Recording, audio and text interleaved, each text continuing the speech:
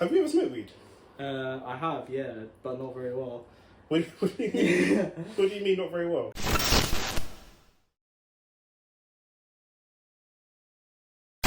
As in, like, I don't think I inhaled it, like, properly. Like, even when I smoke, I think I just keep it in my mouth. Like, but you're supposed to inhale it, like, through your lungs, isn't it? I don't smoke weed. Well, have you ever smoked anything? Okay. Well, I've never tried a cigarette or nothing. Really?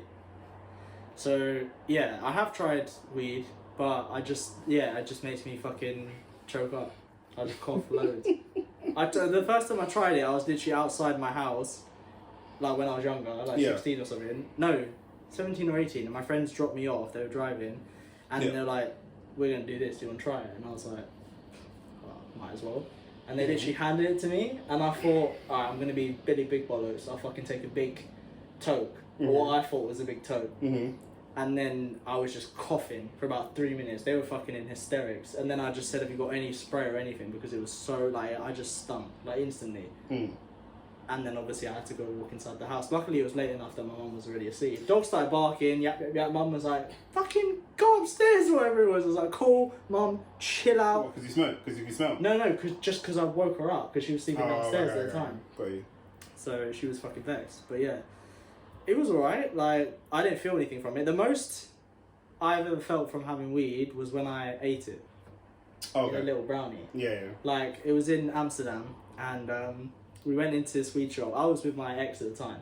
So, like, I don't smoke, I don't do drugs. So I was literally like, I don't know what the fuck to say to this guy. So I was just like, have you got any brownies? And then he was like, yeah. And he was like, what one do you want? I was like, well, how much is in that one? He was like, half a gram or a gram. I can't even remember what he said. And I was just like, I didn't know if that was a lot or not. So I was just like, I took the one that was less. Because I was Why just did you like, ask him? huh? Why did you ask him? Because I thought I had to act like I knew what I was doing. I don't understand you, man. Yeah, so then we got that's the guy, bro. We got I think we got the half or maybe even the quarter. I don't think it was that much. Yeah. But then me and my missus split it at the time. Yeah. And then literally. The dickhead one. Huh? The dickhead one. Oh, not my words, they're yours. Yeah. Well, yeah, that one. And then we went to. So we thought, right. I don't know if you've seen it. Around like on Instagram or whatever. Have you seen the Vincent Van Gogh like digital experience? Yeah, 100%. Like where the I went to the Claude Monet one. Where the room actually is the immersive experience. Is that so what it was like? Hang on. We thought it was in Amsterdam. So that was one of the reasons we went out to Amsterdam. Because they've got the Van Gogh Museum there. Okay. So we've obviously just had the weed brownie. This is in London, right? Yeah. So we just had the weed. Yeah. So we just had the weed brownie. Yeah. We go into the Van Gogh Museum, and then we're like walking around, and we're like, it's a bit shit. Like, these are just his paintings on the walls. People really quiet, like really respectful. Some people doing tours, but everyone was really quiet. And we were like, oh, maybe it's on the like third floor or whatever. So we're going up. Meanwhile, the weed is starting to kick in a bit now. So when we've realised, we've got to the top and we've realised we've come to another country and we've gone to the Van Gogh Museum and the experience that we wanted to see was not there. It was back in London. We felt like massive dickheads and just started in hysterics, bro. We were in. You lot must have brownies when you must have brownies when you booked the fucking tickets, bro. We were in hysterics, and then after, like, we were just pissing ourselves. We had to get out because it looked so like everyone was looking at us like, what the fuck are these two doing in here? So then we went out, and then I had to get like a shake or something because I needed to eat something. A shake? Yeah, it was a chocolate milkshake. We went past the shake. You need to eat something. Yeah. Well, yeah, we did. Yeah, but I saw a chocolate shake thing, and I just wanted a chocolate milkshake. Nah, right? you had the munchies. We had the munchies. Yeah. That's what about. I wanted to sober up, so I got a shake. No. We had to. We were flying back that day as well, so I was worried that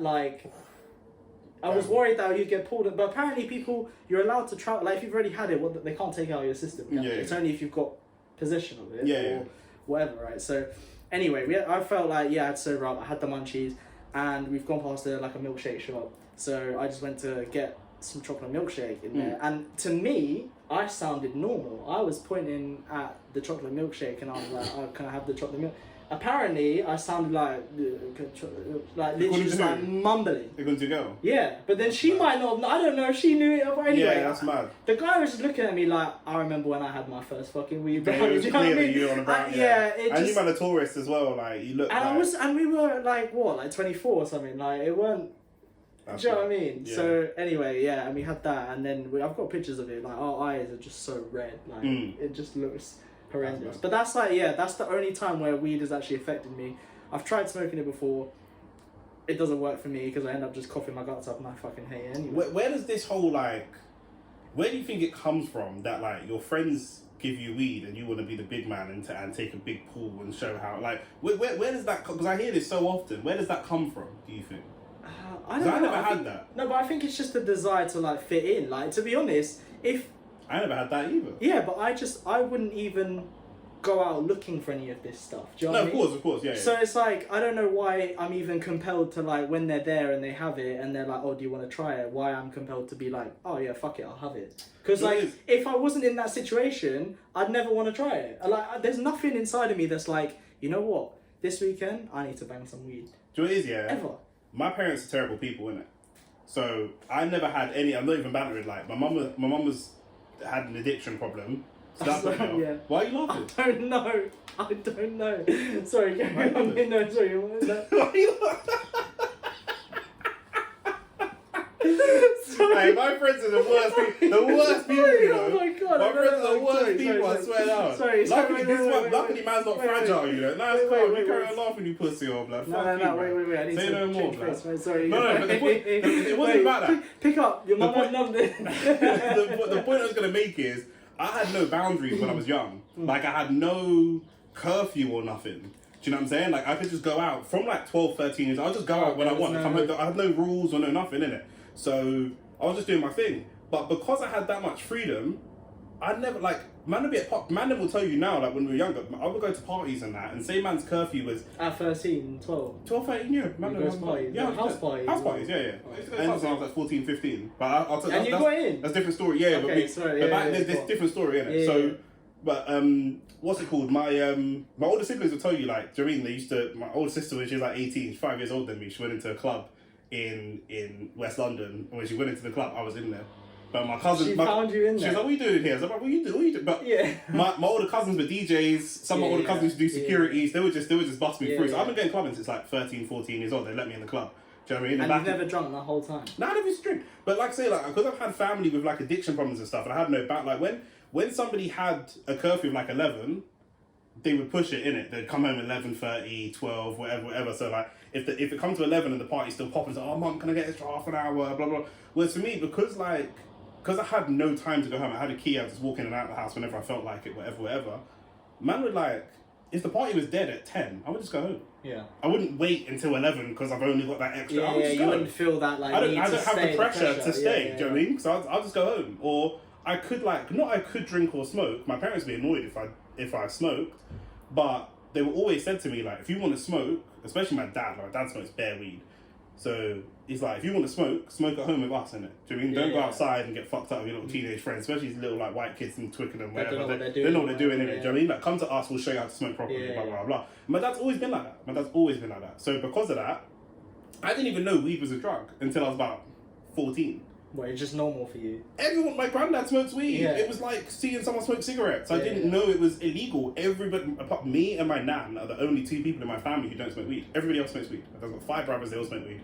It's so popular now, like, it's just... But we're Caribbean. Yeah. So I think, like, even if you weren't Caribbean, even if it wasn't part of your culture... I'm talking like 15 years ago. Yeah, do you know what I'm saying? Where it wasn't as commonplace, but like for us, it was normal. You go to my nan's house on a Sunday, and my dad being there, all my uncles and all his brothers all playing FIFA, and it's like a man. Remember, they all had kids young, so it's like a group of man them who happen to have kids. Yeah. So they open the door, and the smoke will just go, poof, come out of the house. Hit you in the face. Do you know what I mean? There's like 20 man in there, just hotboxing the room. Bro. Do you know what I mean? That's what it is. Couple gal and do you know what I mean? My dad and them were like they're like the roadman of their time, innit? There's a couple girls there and whatever. Like it was normal. So for me, I grew up and I was like, I don't know.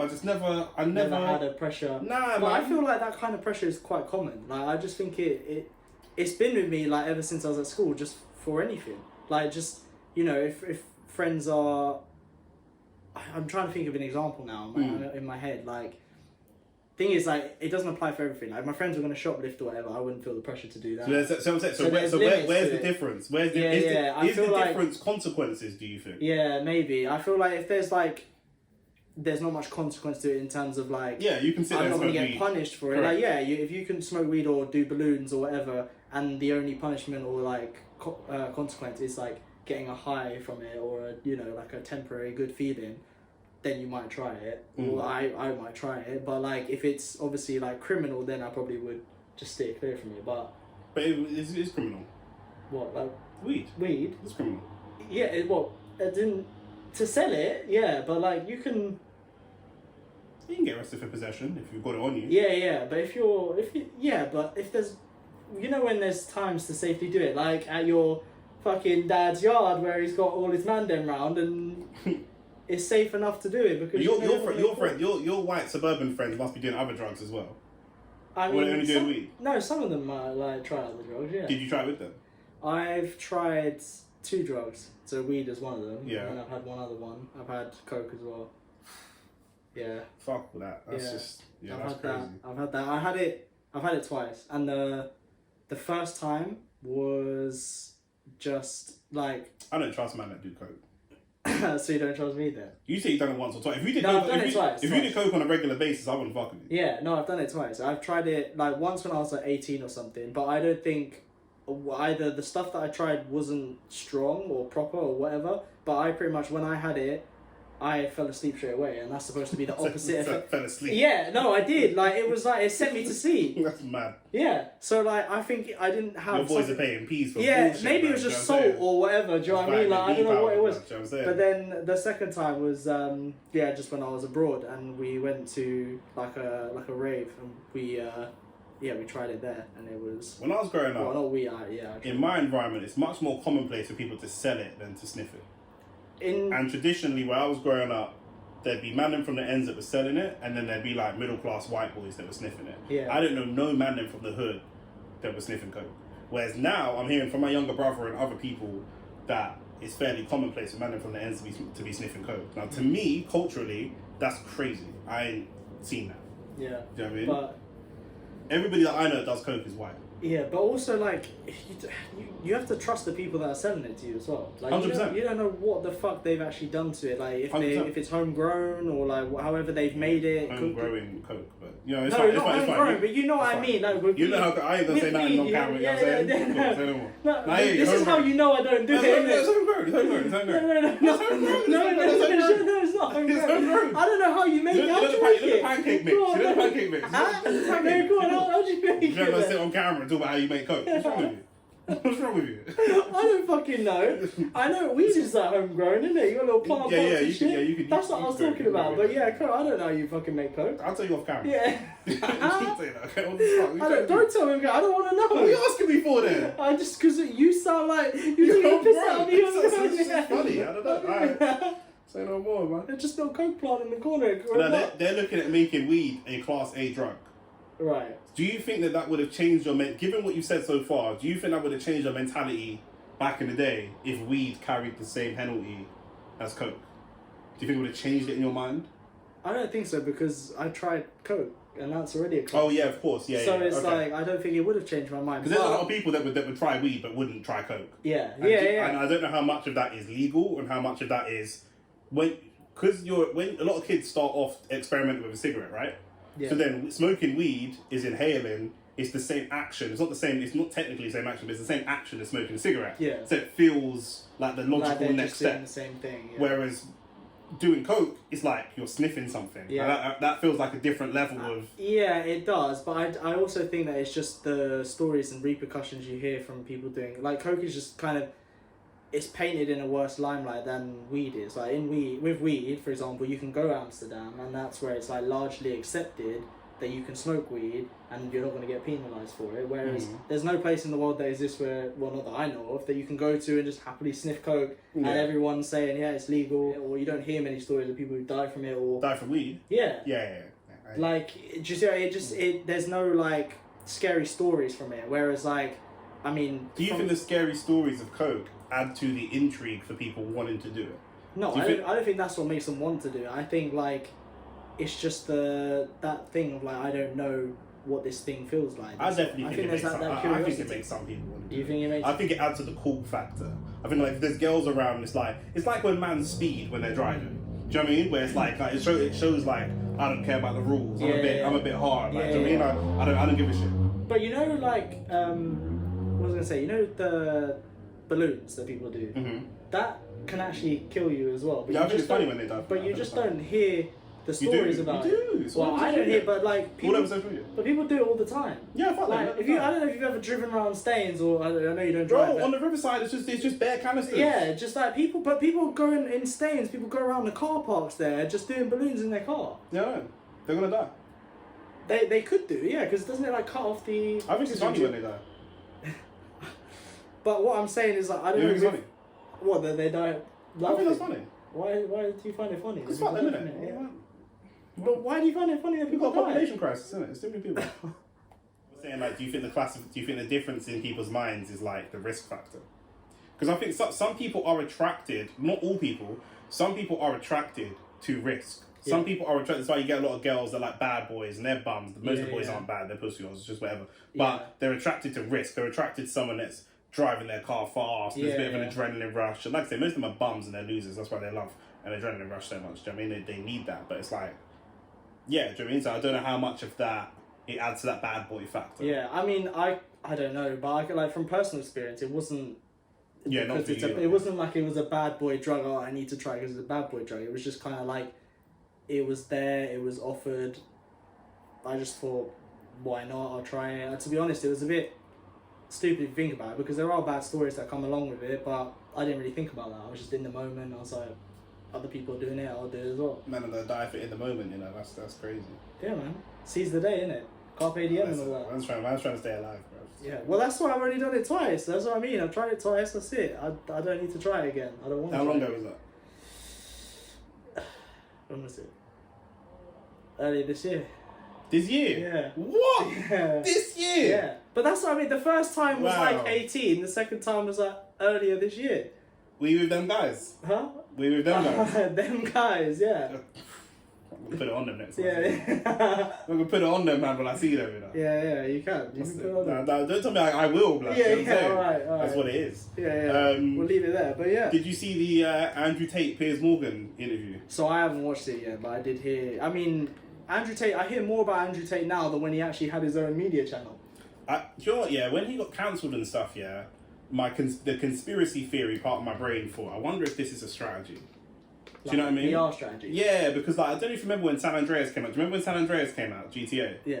They did this strategy as genius where they paid all the bloggers to rate the game a certain way. Yeah. So they paid all the bloggers to say, do not let your kids play this game. It's too much. There's too much gangs, Right. too much violence, too So much then it would prostitution. just It's get- crazy. And all the kids went, I want this game. Yeah. And they were, so I thought, I wonder if there's a bit of a false flag PR. Didn't the type of news sort of blow up around that time as well, saying like kids shouldn't be playing like 18 Yes. plus games because that's what triggers like Correct. murders and Yeah. violence and stuff like that. Exactly. Yeah, well- and it made San Andreas the biggest It selling could be, game. but I feel I don't know. How deep do you go with that sort of stuff when it comes to PR stunts? Because like people were saying as well, like you know when the Queen died, and then you had like Holly and Phil like skip the queue when everyone was queuing up 14 hours to go see her coffin at Westminster. Holly Willoughby and Phil Schofield Yeah. skipped the queue, and then they got loads of bad press. Like ITV, I'm pretty sure had to apologise for it, but loads of people skipped the queue. But for example, David Beckham, he stood in the queue with 4 bodyguards and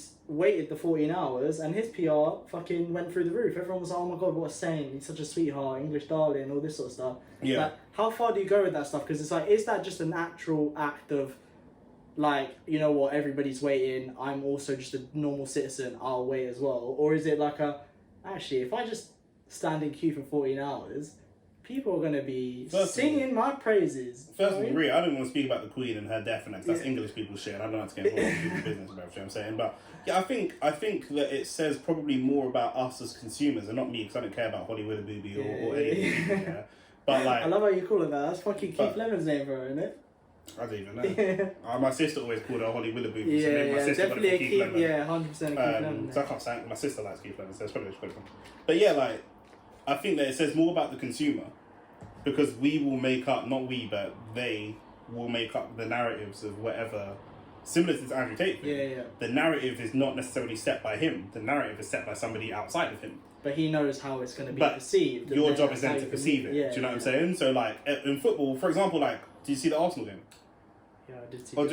just the goal, yeah? I saw, yeah. So when we scored, everyone ran past Aubameyang. Some people are saying they ran to the corner flag and they went past him. It's not that deep. Yeah. Some people go, oh, that's mad. They ran round the Bamiyang, and if you screenshot at a certain point, it looks like they circled him on purpose. Yeah. And it's like, we're doing it to ourselves. We actually see what we want to see. Well, we just always attracted to drama, though. I think people in general are just attracted to drama. I don't like drama. I don't know about that.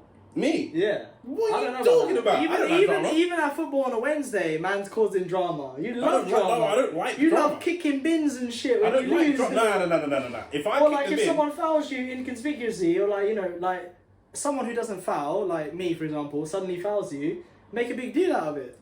that's not what happened. Make a Are big you deal. serious? It's like an Are you EastEnders episode. Are you serious? Yeah. Are we doing this? It's like an EastEnders episode. Are we doing this for real? Yeah. We did this, bro. Let's Yeah, see this I guy. don't even remember the You see foul. this guy? You see this guy? Do you know what it is? Do you know what it is? He started going gym. If we're doing this, to finish your drink. No. He started going gym. Yeah, I put him in a spliff twice, blood. Left shoulder, right shoulder. Yeah, I don't even go gym. Yeah, I don't need to go gym, bruv. Do you know what I'm saying? Fuck gym, bruv. I just don't work those muscles. I shifted this guy off the ball twice. Then he comes steaming in bare anger. I put the ball through his legs. Donny cleaned me out. I don't think it went like that. I don't remember Get Anthony how on it the went. Call Anthony then. Yeah. Call someone that was there. Call someone who was there. I don't think you put the ball through my legs. I was pissed. I remember I was pissed. Did that shoulder bar just shift off the ball? That's yeah, when you shoulder bar shifted me off the ball a couple times, and that's why I was getting a bit vexed, and we were losing in general. But I don't remember coming up and like swiping at you. I moved the ball, and I was taking the piss at the time. Like it was like I was like standing still, and you were steaming in. And I was like just casual, you know, like the casual play, and then you just literally swipe my legs. And it turned into a fucking EastEnders episode, didn't it? What are you doing? Yeah, you were fuming. Of course I was fuming. Yeah. What are you talking about? If it wasn't you, you know, if it wasn't, What I mean, I know. you know, if it wasn't you, I know. I got up here and I was like, bro. Who was that? And then you saw it was me, and you got that little smile on your face. If it wasn't Dom, I'm bagging this you, bro. I swear down. But that's not me liking drama. You came and found me for no reason. Yeah, but then it could have just been that. It could have just been, you know, foul, cool, and then we just play it off. But no, you got up, you were fuming, dusting yourself off. I was looking to punch someone up, like, it was so yeah, it was exactly, so lucky. Drama. That's not You drama. don't class punching someone up as drama. Nah, but not for me personally. No, I can punch man up and it's calm. It's not drama. But also like it's what somebody else starts in it. Yeah. Do you know what I'm saying? So and obviously not in reference to you. But if somebody comes up to me and punches me in the face, Oh for example, yeah. I'm Yeah, but that's dusting not you that start. bro Yeah, out, that's bro. not you starting the drama. And when you foul, I didn't start the drama. Yeah, As far as I'm yeah. concerned, do you know what it is? The foul was so egregious. Yeah, that was a violent act, bro. It wasn't. It wasn't even. There was no attempt It to play wasn't the even ball. a yellow card. I know it wouldn't. The ref would have waved play on. Yeah. We're coming to football later, bro. We're coming to football. Yeah, You know what I mean? sorry, Speaking of punching man up, bro. Yeah. Andrew Tate. Right. Do you know what I mean? So he's done this interview. Yeah. And a lot of there's. I want to talk about misogyny. Yeah, and what it means to be misogynistic, because just like racist, back in the day, the definition of racism is someone that did something to you because they didn't like the colour of your skin or whatever the case may be. Yeah. Today, we've expanded the definition of racism. So now, if there's something that happens that has an adverse impact on black people, even if it wasn't the intention for that to have an adverse impact on black people, people will refer to it as racist, right? So people say like the NHS is racist. The NHS, it may not necessarily be directly on purpose racist, but if things happen to have more of an impact on black people than white people, whether it's deliberate or not. Okay. And I think the same things happen in misogyny. It used to be if you did something bad or you treated a woman like a second-class citizen, that's misogynistic. Whereas today, that's been expanded to if you say anything negative that happens to be about a woman, that's misogynistic. So, because Piers Morgan was putting up in his comments, but he was saying women who are younger and more pure are more desirable to most men than women that are older and have been through more men, more experiences, and he said more dick. Now, when he says more dick, he doesn't necessarily mean just the dick, but all of the mental, emotional things that come with going through various relationships. So as if you've got someone that's got less miles on the clock, and again, that's not necessarily sexually, that's just mentally and emotionally, that person's going to be more desirable. And Piers Morgan says that is misogynistic because he's speaking bad about a group of women. Andrew Tate says it's not misogynistic because although he's speaking down about one group of women, he's speaking up about a different group of women. So it should balance out. It's like saying if you said, I don't like black people from South London, but I love black people from West London, is that racist? because they were speaking bad about one group of black people, Yeah, but and speaking positively about another group. I of just black don't know if why would you even have to mention that they're black people? I love people from South. Like, well, do you know what I mean? for him, he's talking about women. He only dates women. No, of course, but I don't. With Andrew Tate, I think majority of what he says like comes across misogynistic because I think what he implies is that men can do things that women can't, and like in some respects, like I get what he's saying. Like men, we have testosterone, for example, so we grow like stronger. And like there's certain that we were built to like we go to the army and we fight on the front line. Not many women go fight on the front line, for example, like or in a war in general. Like, I don't know. Is that true? What? Are you guessing or is that true? I'm asking. So I don't know anything about the army. I don't know much about the army, but I don't think women fight on the front line. I think they do. Do they? I'm pretty sure. In America, I know. Regardless, like that is a fundamental difference in men and women, right? Mm-hmm. Men have testosterone, women have estrogen. Estrogen prepares them for childbirth. Men are not equipped to deal with that. Mm-hmm. Like you'll see more men doing like removal jobs. Like not because women can't, women can do it, mm-hmm. but it's just men are normally seen to do like heavy lifting in that regard because I mean there's 100% women that are stronger than men, by the way, like 100%. But it's just typical. Overall, yeah. If you order a removal company, you typically see men come along and move your stuff for you, and in that regard, I get what he's saying when he's saying they're built in different ways, like they're built to do different things. But then when he talks about things like his wife should stay at home and do the cleaning, he'll look after her, but he can go out and sleep with bare people, and that's okay, but she couldn't do the same. I think that's when his misogynist side comes out. The reason I don't care about that, and it follows on what we were just saying about drugs. For me, I've always been my own person. Yeah. I've never been young and... I'm not saying I've never been young and impressionable, because maybe I'm not aware of the ways within which I was impressionable. But growing up without kind of strong, consistent parents and just kind of figuring my way through life when I was young and stuff like that. Man's never watching a YouTube video of somebody who can tell me how I've got a set way that I want my relationship to run. Yeah. And just because there's a guy on YouTube who says he wants his relationship to run a different way, I wouldn't then go, well, girl, you've got to do this because Andrew Tate said blah, blah, blah, blah. Yeah. Do you know what I'm saying? So I've never been like that. Yeah, but you were saying earlier, for example, with the drugs, that you've never felt pressured from other people doing it. Whereas, like, you've got quite an impressionable group of, like, young men who are watching his content, or young boys, but is that his responsibility, though? That's not his responsibility, I don't think. That's the thing, because how much I listen to a lot of rap music. I love 50 Cent. I love hip hop. I write music. How much am I? If I have the freedom to speak on my experiences as much as I want, I'm not in control of how people receive those experiences. I loved gangster movies growing up. I had family members in jail and this, that, and the third, whatever. I loved gangster movies. I actually never wanted to be a gangster when I was younger. All of the gangster movies I loved and I watched had a massive high and then a massive fall. I didn't want to be in a mansion surrounded by a bunch of coke and beautiful women and then be shot dead at 35. That, to me, I would rather be married with children, nice suburban house, and just chill. Do you know what I mean? I might want to have some fun in my 20s or 30s, but I'd like to kind of settle down a little bit.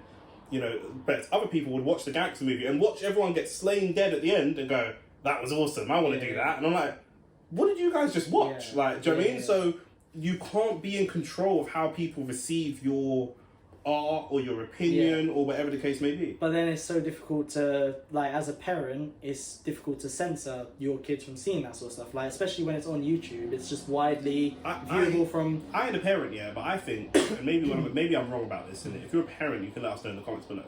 I think if you're a father to a young man, and your son hits 18, and he's looking for how to be a man from Jordan Peterson or Andrew Tate or any of these people, I think that you have failed fundamentally as a father. Yeah. If you're coming from a single parent household with just a mum and no dad, that's something different. But if you are a father in the home, actively in your son's life, he should not be looking to model how he's going to be an adult based upon a social media influencer. That is insane to me. Yeah, but it might not even be necessarily that he was looking for that content. He might have just stumbled across it because there's all of these clips or but shorts on TikTok. Your father should be the soundboard. Your father should be the... Do you know what I'm saying? If you fall in love with a girl and she slept with 10 guys, then you watch Andrew Tate say, oh, you should never be with a girl who slept with more than 6 guys. That's bullshit. And you're not sure, you should have a male soundboard in your life, especially if there's a father in your life. You can go to a sound like, Dad, I feel like this, and this guy's saying this. What do you think? Yeah, but then some people might not have that relationship with their father or not have the father. So Yeah. then it goes back to your point of, is that, that's the father's failing maybe more so than it is Andrew Tate's problem for 100%. putting his opinion out there. But, like, it's just difficult to censor that as well. Like, if you don't have that relationship with your kid for one reason or another, they might not have that conversation with you, and they can see this stuff because of the TikTok. I mean, Andrew Tate has this whole pyramid scheme where he's got all these people posting his content for him. It's going to come across somewhere. Like, I don't follow anything Andrew Tate, but I see him all the time. Yeah, it will come. So it's like... But I don't think that's inherently a problem. I don't follow anything Kardashian, but I know an insane amount about the Kardashians and their lives. And I did I know. I just find it funny because I know nothing about the Kardashians. Well, when I say I know an insane amount, I mean I know that the mum's called Chris. I know all the names of the sisters. I know the names of the children. That's too much. You know how Kim got famous. That's already too much. I know about Andrew Tate. He's got a brother called Tristan, and his dad played chess. That's it. I know more about the Kardashians than I do about Andrew Tate. And that's not through my own. You would have heard his opinions. That's not through them. I know I've heard their opinions because you see clips of them. If I'm watching TV, an advert comes on and it shows clips of Keeping Up with the Kardashians or whatever the case may be. I've seen clips. I've seen quotes of them when they were younger saying, "Oh, I want black men so I can have mixed race babies with them" and shit like that. Like that's problematic. But they're allowed to have, just because your view is problematic and they're impressionable to lots of young women whose mothers don't have a relationship with them, or whose dads are not around, or their mums aren't around, or whatever the case may be. What's the difference? I'm not seeing the difference. That one is, I believe the Kardashians and some of their opinions, the way they live their life, are very dangerous. We have an entire generation of women who are suffering from depression more than ever. Do you know what I mean? Suicides in women are skyrocketing at the moment because we have this generation of women are following their trends and getting bums and lips and boobs done and then taking it all out. And women are dying, going to try and get cheap surgery from unclean places. So then is that Kardashian's problem? No, but I'm saying that it has to be consistent. Either it's the responsibility of the influencer or it's not. It can't be the responsibility of one influencer, but not the other. Which is why I don't agree with him being censored, because I don't think censorship is the answer. Like, I think you should pull him up on his bit. He should have the right to go on to shows like with Piers Morgan. He can say whatever the fuck he wants. He can say if he wants to, my dream woman is 19 and a virgin. I prefer that to someone who's been fucked by 50 guys and 26. And the thing is, that's not a controversial position. Most men, whether they say that or not, because men obviously want women, they have to pretend to be a certain way. But most men would agree with that statement. It serves nothing for overall society for there to be truths that we know and that we all know, but we can't say it. We're not allowed to say it. It's nonsensical.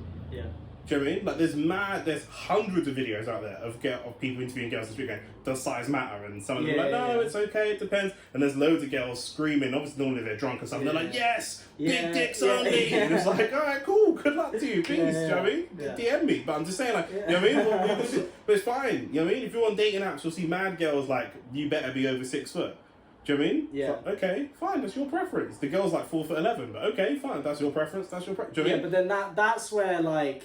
And a lot of that stuff comes from social media. But like that's where like, because some of the comments he makes, like, for example, I saw on a podcast the other day where like girls can make more demands on guys in terms of they want that 6 feet, they want 6 figures, they want 6 inches or more, whatever. Whereas like if a guy, like if Andrew Tate said he preferred that 19-year-old virgin who hasn't slept with many guys, that's suddenly like slut shaming, or you know, it's just, it suddenly gets to a point where like if a guy says anything bad about that or insinuates even the women that I know, the women that you see on Instagram that are like, some of the women that are like body positivity people. But even body positivity, But I was gonna say like some of these people, it's not true because it's body positivity for them, but some of these women's boyfriends are super jacked, so they're super overweight. And they're doing body positivity content, and like, we love people of all different bodies, but they very much love the typical standard, tall, muscular, like, he's had to work on his body for years and years and years, and that person hasn't. It's complete. I don't think in the last like year that I've been single, I don't think that I've ever voiced my opinion about a preference for a woman, and that could be anything from, I don't want somebody that does drugs, I would prefer not to date somebody with children, like super basic. Has their preferences. But I mean like super basic stuff. I'm not saying you have to be a size 4 with big tits. I'm not even saying that. I'm saying super basic. I want you to be a good person. And I've never had that not rebutted. Every single time I say to a woman, I have a preference for this, and here's why, here's how that serves my life, they argue. They say, no, but I was talking to a girl the other day and she's got kids. And I was like, I don't know. I don't think I would date someone with kids. I live in a small flat and I'm building my business and it's just my life's not really set up for kids right now. Do you know what I mean? And she tried to, but she goes like, oh, but have you considered? No, bitch, I haven't fucking considered. What is that to also, consider? it's someone that I feel like that's hard one though, because it's somebody else's kid that you'd be raising as well. Like, I don't know. We haven't even got, Dom, we ain't got to that. Yeah, I know. If I'm gonna be a dickhead, I'm not raising another person's bastard child. But before I even get to that, I'm trying to be polite in the most polite way possible. Saying that's I'm not your giving preference. you really polite reasons why this may not be for me, but they're gonna argue back. Do you know what I'm saying? Or they'll either argue back or shame you. So if you go, I prefer a woman that's in shape. I would like a woman who's in shape because I like to go for long walks. I play sports. I'd like somebody who is interested in these things with me. And I want somebody that's in good physical health, not just physical shape, because everyone's born different shapes, but good physical health inside of them. Hence why I don't want somebody who's addicted to drugs or whatever, because I want to have children. And I want that person to be healthy. And when they say to me, oh, if you can't handle a big woman, just say that. No one said that. No one said I can't handle a big woman. Nobody said that. Yeah, but I just think preference, I think it's a healthy thing to have preferences, because otherwise, if everybody had this sort of blanket view on women and blanket view on men, everyone would fuck everyone. There wouldn't be any relationships or anything because everyone would be attracted to everyone. But you know what it is though, you go to certain environments, you go to certain estates, certain clubs, whatever, there's a big contingent of people that are just fucking everybody. There's a big community of people that everyone fucks everyone. That happens in certain communities. I've never been exposed to I'm not on that person. Do you know what I mean? Like I got most, like I think I said this on the last show, but most of the women that I know, friends, family, whatever, that's regularly having sex with somebody, if I say to them, would you be happy having a child with this person? Most of them say, fuck no. Why are you fucking them then? Yeah. So why are you fucking them then? Well, that's when sex is just a casual thing for them, isn't it? It's just say no more, bro. That's why I don't pay taxes. Yeah. I ain't paying for other people's children. Yeah, well, yeah, I know. Well, they should use protection then, innit? Just wear a Johnny. So a raincoat. So this is the thing, like, if he says anything that advocates violence towards women, speaks down to women as a general group of people, anything like that, I can understand that, do you know what I mean? And I agree that misogyny, should be a hate crime. I just don't know if some of the stuff that he's saying falls under the category of misogyny or if it falls under the category of critique. There are lots of people who, again, you can't. We're going to talk about True Geordie in a minute because he made a comment about Muslims. You can't make racist comments about Muslim people, but you can critique the Muslim religion. I'm an atheist. I follow lots of atheist channels, and they read the Quran and go, I'm going to critique this because that's not cancelable. You're allowed to critique. You're allowed to do it. I think it's okay to have an opinion on something if you have education behind it. Like if I just said something about Muslims that was racist because of something I heard from somewhere with no research done on it at all, that's just blindly following someone else's opinion and stating it as if it's fact. That would be classed, I think, as like a sort of, depending on what they said, but that would be more of a... Some people's preferences are based upon their previous experiences. Yeah. And when you try to rebuttal that or you try to belittle that, you are completely invalidating men's experiences. Yeah. Which happens a lot. And this is one of the contributors to why men's mental health is so bad, which again we're gonna come on to in a minute. Andrew Tate has had this feud with True Geordie for a while. True Geordie, he's a supporter of women, let's say. Yeah. he likes his women. He's made that pretty clear, hasn't he? He likes them doing certain things. He's definitely a supporter of women. Yeah. Might be their toilet sometimes, who knows? Or their toys. Or, exactly, whatever. Yeah, he loves it all. Good play. Johnny, good play. So Geordie made a comment the other day. It was when Chelsea were playing. You? Arsenal? No. It was this comment was a few weeks ago. It was a Champions League game. They had the flag. I think it was Chelsea playing Zagreb. No, because on the thing it's got the Chelsea flag and the Zagreb. It's when Chelsea beat Zagreb 2-1. Yeah. It was then, and they were talking about Andrew Tate converting to Islam. Do you know what I mean? As you know, loads of my Chase is Muslim, loads of my boys are Muslim, and Geordie made a comment and said, "Oh well, if he's a real Muslim, I'd like to see him go all the way and blow himself up." Yeah, which is just like too far. Like you just don't say that. That's racist. And then he put out and I go back and forth on Geordie's content, like whether I like it or not. I like when he was ranting about Newcastle. I really liked him. He's more of a MMA fan than a boxing fan. I'm a massive boxing fan. So when he started talking about MMA is a bigger sport than boxing, I was like, okay, I'm going off you now because that's just ridiculous. Yeah. And then he made the kickoff. I enjoy the kickoff show, but some of the people that he has on there just piss me off. Yeah. Like Lawrence, I go back and forth on him. Sometimes he's very funny, sometimes he annoys me. Yeah. Adam McCullough's a fucking wanker. I used to love Adam McCullough from when he was on Red Devils TV, I think it was called. Yeah. I think that's what Full Time Devils, that's what it's called. But then, I don't know, that show just kind of went downhill. They got rid of a few people. Then Stephen Howson decided to just start doing a madness. He's a wanker as well. And now I kind of watch United stand. But yeah, most United fans on YouTube are wankers, I'm not going to lie. Yeah, fair enough. Yeah, fair enough. I can't argue against that. And then, but I like Mark Goldbridge, though. I fucking love Mark. I thought you were going to say like rants. I do like rants as well. No, you don't. You said fuck rants. No, I never said that. Yeah, you I did. never said that. Say no more. He actually answered one of Say my no questions when he was on United Stand, when he used to do the Flex and Rant show. I rate rants. No,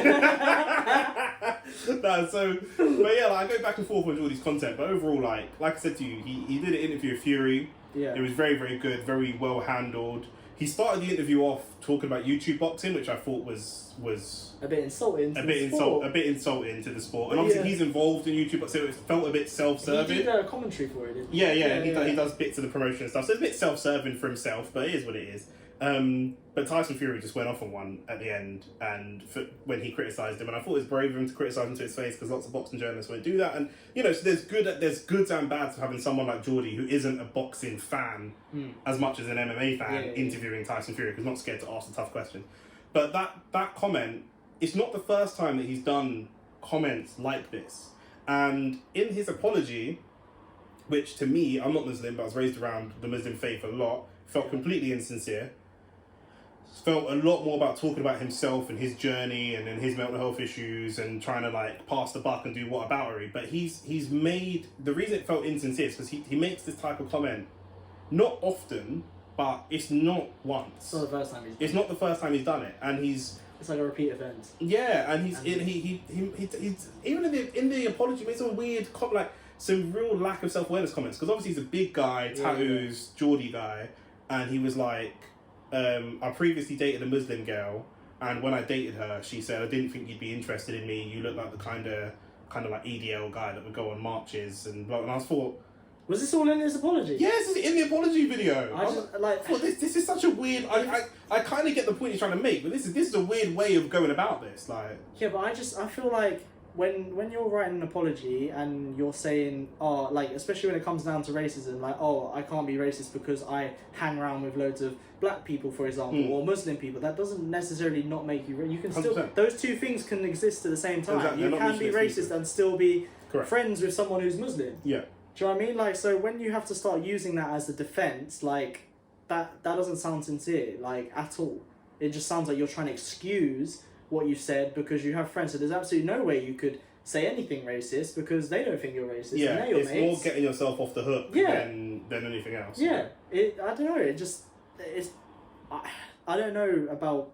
I like True Geordie's content, but he has done this a couple times now, and I just feel like there's kind of like, I don't know, not a limit, not to cancel him, but I like his stuff when he talks. I have no interest in cancelling him. I think the people that like him, the people that don't like him, and it's as simple as that. Apart from getting taken off the platform, I don't believe in people cancelling you. I believe that people like you or they don't. Like, if I talk a lot of shit, if people like me, they'll follow me. If people don't like me, they won't follow me. So maybe I would feel differently if my platform had 2 million followers. It's like, I've got all these corporate deals. The last thing you want to do when you make this level of money is lose it all. Yeah. But at the same time, you've got a stand that I'll come out now from the very beginning of this podcast and chat mad shit and mad people won't like me, and that's fine. I've already got comments from people that I know in my personal life that's like, I don't like the way you talk on the podcast. Yeah. And that's fine. Because I'm not going to have the podcast 5 years from now if it goes on to be any type of success and have to change who I am to fit whatever. Do you know what I mean? Kind of like when Joe Rogan, they tried to cancel him for something he said like 7 years ago or something like that. No, but Joe Rogan is another repeat offender that says mad shit about... Joe Rogan says mad racist stuff. Do you know what I mean? He's cool with some black people and he says it in a funny way. And Joe Rogan was also a comedian, like an actual stand-up comedian. So he still does it from time. Yeah, he still does comedy now. So he sits in a place, and Geordie and Tate sit in a similar kind of place where their content is for entertainment purposes, and so they kind of tried to hide behind the blanket of that was comedy. Actually, that was a bit of comedy. I was trying to make a joke more than this is really what I believe. They tried to sit in that middle ground of if you believe it to be a joke, take it that way, and if you believe it to be serious, you take it that way as well. But it can't be both. Yeah, but the thing is, when someone's done it repeat times, then it seems like it's more deep rooted. 100%. Like, it seems like it's natural. Yeah, it comes out naturally. Do you remember that girl that couldn't get into a club in Birmingham or Manchester or some I don't know where, some non-London place anyway, and she couldn't get into the club. She slapped the bouncer in some wedge black brother, slapped him in his face, and called him the N-word. And then in her apology, she was like, "Oh, my ex-boyfriend's black. How can I be racist?" and all this kind of stuff. And I was like, bruv, bruv, just but also the difference is, note to all black men, bruv. Don't date these girls, bruv. Don't put your willy in these girls, bruv. Do you know what I'm saying? Don't raw dog these girls, bruv. Do you know what I'm saying? Don't grab their hair. If she's racist, she probably don't grab their ponytail, bruv. Don't do none of that. Don't let no gal put no chains on you and call you the N-word and that, bruv. Do you know what I'm saying? Just allow it, bruv. Just don't do it. Nah, bruv. That's a PSA to all. They ain't gonna listen to it. They'll still smash. But don't do it, bruv. It's not what I'm doing. If the girl wants it and the guy is there and he's horny, he's gonna do it, innit? That's weak, bro. That's what I'm saying. That's weak, bro. If a girl called me the N-word, I'll bang her in her face, bro. I'm not gonna lie. 100%. Yeah. 100%. Yeah, but you'd be at fault for that. Even if she instigated that, and you hear her, you would be. That's fine. Like, people would be on you. They wouldn't care about what she did. But any of them people that want to come on, be on me in face to face, I'll bang them in their face as well. No, but what I'm saying is, like, do you think that's right? Like, do I think what's right? That somebody can be racist to you and you acting, I guess acting violently is... My jigger, I'm 30 years old and I've lived in England my whole life, bruv. I have no interest in right and wrong. My interest is Jamaica. I can't talk... Most white people that I meet along the way, I can't... And this isn't anti-white. I love white people. You're great. I know white people, yeah. I know, my best friends are white. Yeah. I felt better white girls. What's that mean? But, like, I'm not in a position in this country to sit here and have a moral argument about right and wrong. I'm going to lose that argument every time. Black people make up 3% of the country. Even if we all agreed on everything, which we don't, it's still not a big enough population to really make a change. All I can do is try to be as successful as possible and just be myself. Yeah. Do you know what I'm saying? And then if anybody I know for a fact if a girl come up to me and slap me in the face and call me the N-word and I laid her out, people would look at me like I'm in the wrong. That's fine. But I walk down the street every day without doing anything and people look at me like I'm in the wrong. So I don't care. I'm impervious to all these people's do you know what I'm saying? Yeah. Like when lockdown was here and I had my beard all long because it was lockdown and my uncle saw me on FaceTime and he's like, "Oh, your beard, you're gonna scare the white people." I was like, "Bro, fuck them, bro. Let them be scared. That's their problem. That's not my problem." I remember that. What you call yourself, the black bearded beauty or something? Yeah, bro. I'm shaving my beard for Susan, bro. Let Susan be scared, you fucking idiot, bro. Do you know what I'm saying? That's not my problem. Susan crossed the road when you walked past. Let Susan cross the road, bro. No one looking at you, bro. Do you know what I'm saying? No one looking. I'm going out to get spring onions to make some stuff, bro. I don't even think about you. Do you know what I mean? Some of the white people here, especially here in these days, they have like main characters. They think the whole world revolves around them, bruv. Do you know what I mean? Like I have no interest. So I don't care about whether people because I've lived this way my whole life. I don't care about what society thinks is right. I don't care about that. I don't care. Like it has nothing to do with me. Do you know what I mean? Some man are not going to fight over football. If I feel violated, I'll punch someone in the face. Simple as that. Whatever happens after that happens. Do you know what I mean? Unless it was me who found you. Unless it's one of you, do you know what I mean? Or like, do you know what I mean? Even Anthony, like, if I not make Anthony 2-3 times, he's gonna start coming after me, bro. Do you know what I mean? Like, but I try not to foul my brethrens in that. Do you know what I mean? But you know, that sounds like a sly dig. No, but this This guy's a pussy, bro. I personally do not foul my friends. That's just me. But then I don't get bodied by my friends. I can't relate to your position. Do you know what I'm saying? So it is what it is. Cool. But yeah, so I mean, True Geordie, like I say, his apology to me just felt completely insincere. And it's not. I don't think it's an apology to say it like that. You're not sorry. There was a comment. There was a comment that said it's not an apology. It's damage control. Yeah, and that sounds like a PR. Like you just have to say it to save face, basically. Like it's not. I don't even know if he even wrote that apology. Yeah, probably didn't. To be fair, yeah, it was like an off the cuff thing, so it wasn't even like written. Oh, he just kind of pressed play, and then he also he chose to do it with Lawrence, which I don't think was a good decision because Lawrence the guy that he claimed his wife or something. Yeah, Lawrence's wife is Muslim. Yeah, so I think Lawrence is mostly on the kickoff for he does have some interesting football knowledge. I'm not discounting that, but he's a lot of what he does is like comedic relief. Yeah. Do you know what I mean? He's the guy that makes like the little sly jabs and comments. So I didn't think you know, and he again, like, he made it about himself as well, because he was like, oh, when you said it, I did think, should I pull you out? Because he did, like, you could see he was uncomfortable. When Geordie makes the comment, Lawrence goes, oh, obviously it's live, they're live streaming the game. Yeah. So he's like, yeah, that's a stereotype that, you know, that's he was kind of like quite sheepish. Yeah. But I just thought, if he's a real, he should have just done it on his own and not had the, you know, and then like I say, this happens all the time, and then man claim mental health, and with regards to mental health, mental health is not an excuse for bad behaviour. No. Do you know what I mean? That's Kanye, that's True Geordie, that's any of these people. Do you know what I mean? Ultimately, any of these people that have fame, they have money, they have success, but they're still human beings. Yeah. Do you know what I mean? That doesn't, you know, you get a bunch of, when you're famous and you're successful, whatever, you get a bunch of perks and privileges. Yeah. But there are some places that you can't get perks and privileges. I get, you know, if I want to go to a concert and there's one ticket left and there's me or Kanye's going to bring in more money for them, they're going to give a ticket to Kanye, that's fine. But if it's stuff that's real human interaction stuff, we're not just going to allow you to get, do you know what I mean? Like, yeah, like, for example, like, when I always bring it to football, but like footballers, they get a lot of criticism when they're not playing well, and then people start to say they pull the mental health card and they say, look, these guys are also just humans. You saying their shit, you saying they hope they get hurt or this, that, the other, they hope they get injured so they don't play for your club or get out of the club. They're actual human beings, and if they read this stuff, it's going to hurt you know, it will impact them, because they do see it. Like, they're on the global stage, they'll see it, like, all over papers, plastered everywhere, on Twitter. They check the social media and stuff like that. People are very in tune with social media.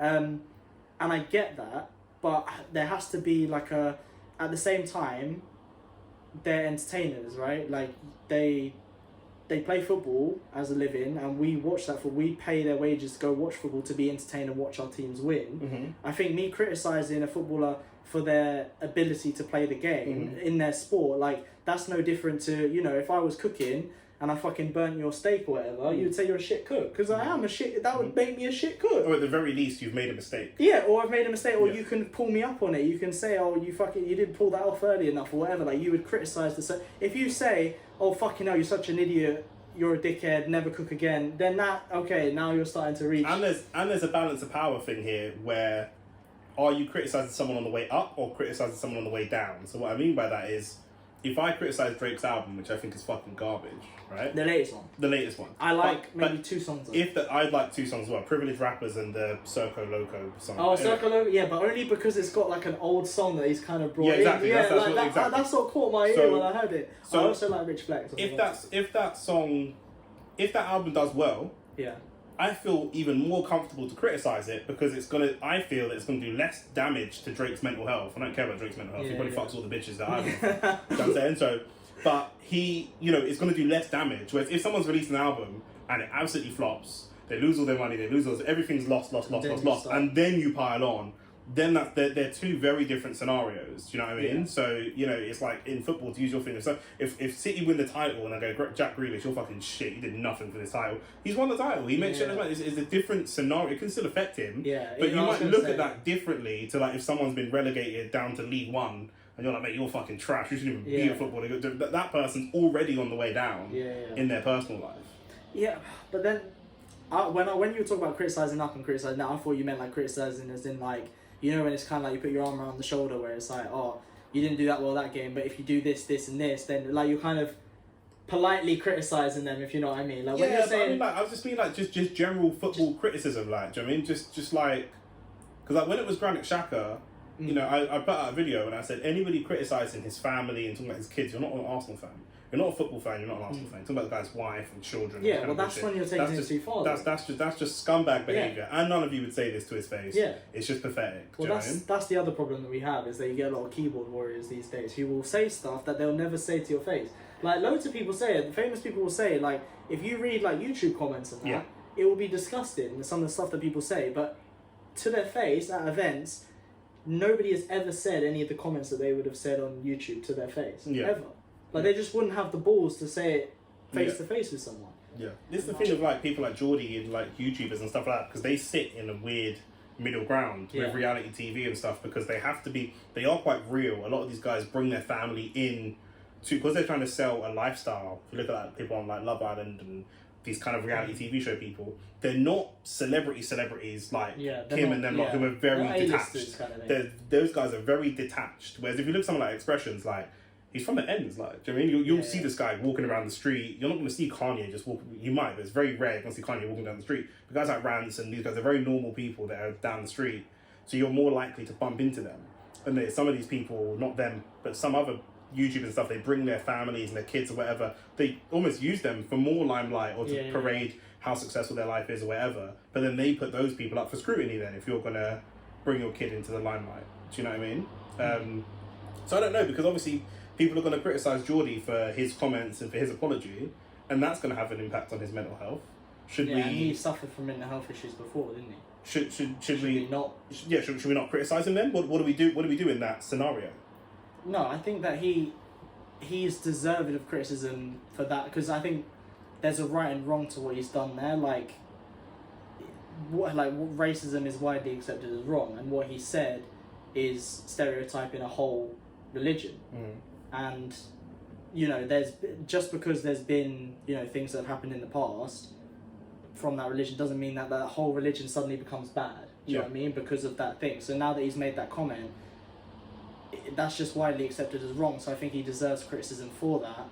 But if you start to cancel him and then take away everything he's achieved in life because of that, maybe a mistake, it could be a deeper issue, but it could also have been just a thing that he said he thought was funny, or like I don't know why he said it, but like maybe he thought it would get clipped up and like get loads of views or whatever, and it's ended up backfiring on him, made a mistake. And if you cancel it, if you cancel him, that could have a massive impact on his whole life. That could change the shape of his whole life in general. I think the issue with the Geordie thing as well specifically is that he plays a character a lot of the time where he's trying to be entertaining, and what he said about Tate, or what he said about Muslims specifically, it felt like the veil had slipped.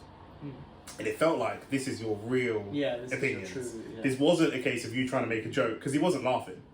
You guys, if he's serious, he should just... I didn't see it, to be fair. I'll show you after, but he wasn't laughing, he was dead serious. He was like, well, if he is serious about God and Islam and that, do you know what I mean? Like, hopefully he takes it all the way. But he wasn't laughing. It's one thing if you're laughing when you say it, and you're like, you say a joke and you go, you know what, in my head it was funny, but in reality, actually, it probably wasn't that funny, blah, blah, blah. That's totally different. It slipped out, whatever. But this is like, you're being dead serious. Yeah.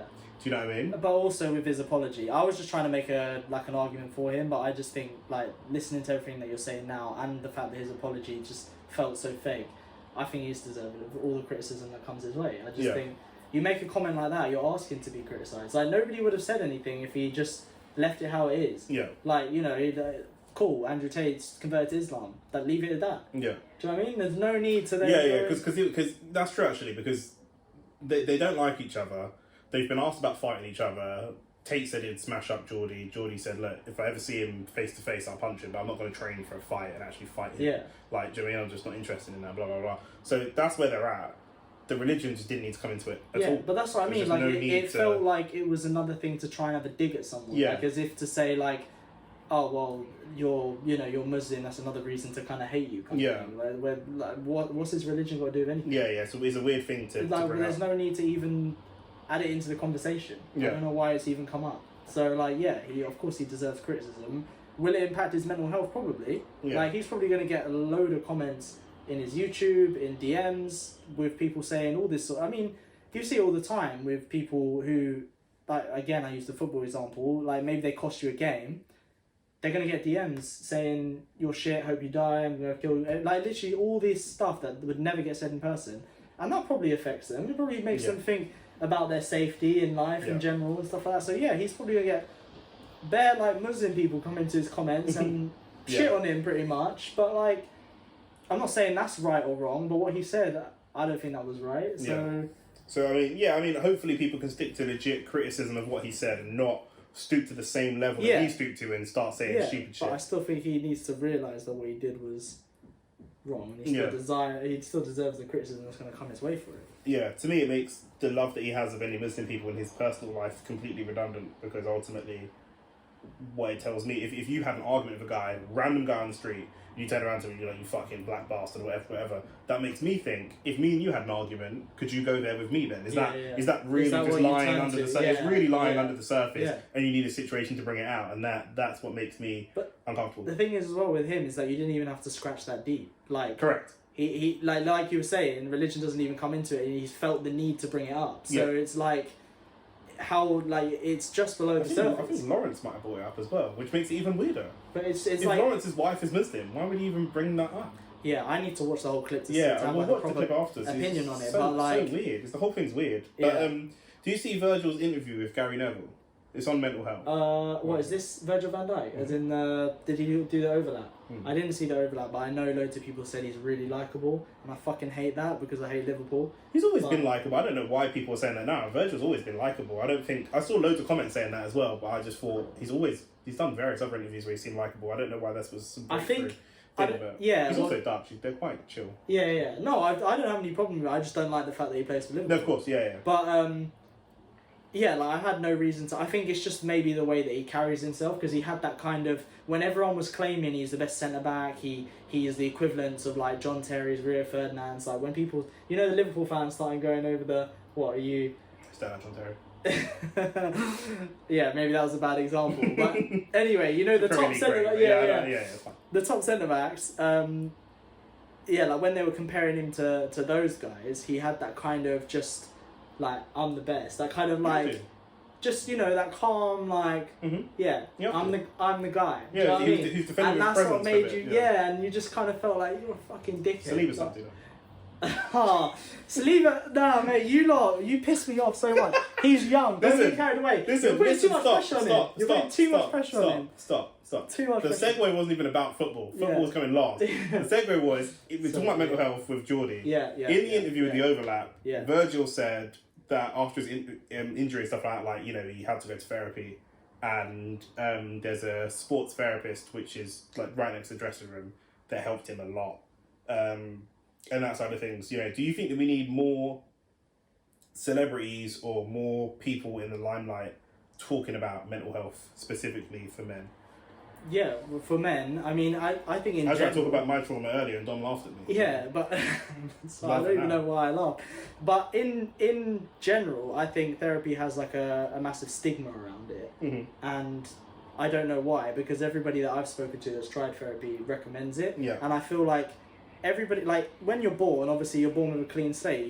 You fucking say goo goo gaga, like, that's all you know. You don't know anything, you're still coming into the world. You barely have any memories from below the age of 4 or 5. Yeah.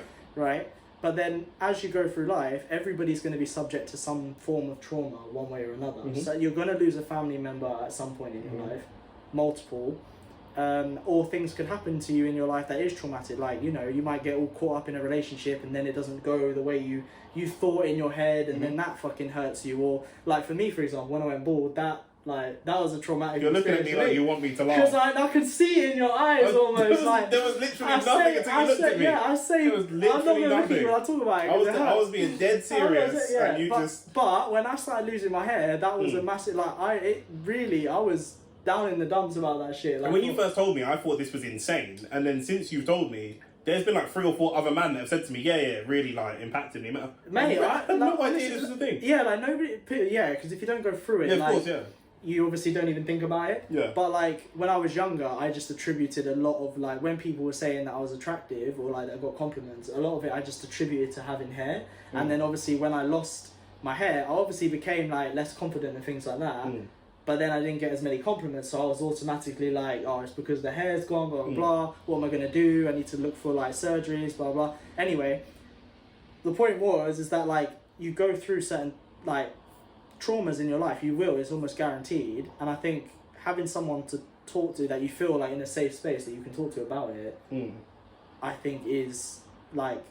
I think therapists are one of the most important roles, especially in this day and age, because there's so many things that we go through in the modern age that you kind of just have to have a stiff upper lip and pretend you're not affected by it. Like, for example, the whole... like, recently, I would have said I wouldn't need to go to therapy for not knowing what direction to take in life. I felt like I was just, like, from 9 till 5, I felt like a robot. Like, it wasn't me living my life. I just gave myself to a company and did what they told me, and I felt empty.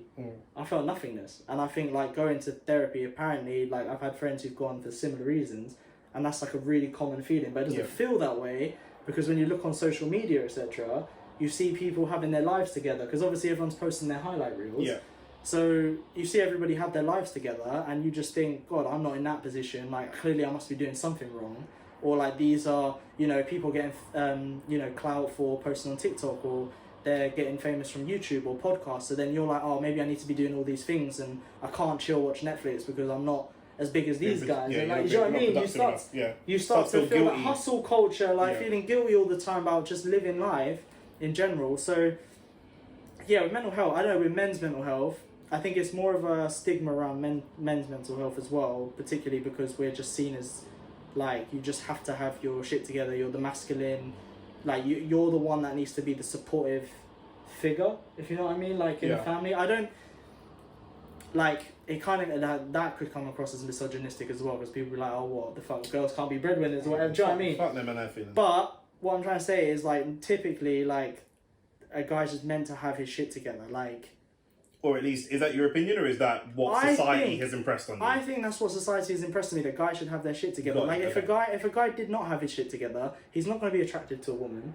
Like, a personal goal of mine would be to have a family, so for that you would obviously need to be attracted to a woman, but then you obviously want to support that family as well, so you need to have your shit together. But if you have an off day, an off month, an off year, whatever, where things are tough for you and you're struggling to get through it, like, it almost feels that you have to kind of put that behind you because, you know, you're a pussy, or you need to man up, or like, you know, those are all those things that kind of get said to a guy if you start saying things like, oh man, I don't feel good about this thing, like, do you know what I mean? It's like, oh, there's worse things than that, and it's almost like brushed to the side as if it's not important.